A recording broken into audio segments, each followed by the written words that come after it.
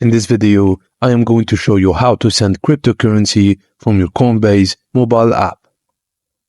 Open the Coinbase app and tap Transfer on the Home tab.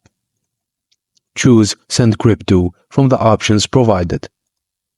Select the cryptocurrency you want to send. You have the option to choose a contact form. Scan the required QR code or manually enter their email, phone number, crypto address, or ENS name. Hit Continue to proceed. Enter how much crypto you want to send. The app allows you to view and enter the amount in either the cryptocurrency itself or its cash value equivalent. If the cryptocurrency operates on multiple networks, select the appropriate one for your transaction. Make sure the network you choose is supported by the recipient's wallet.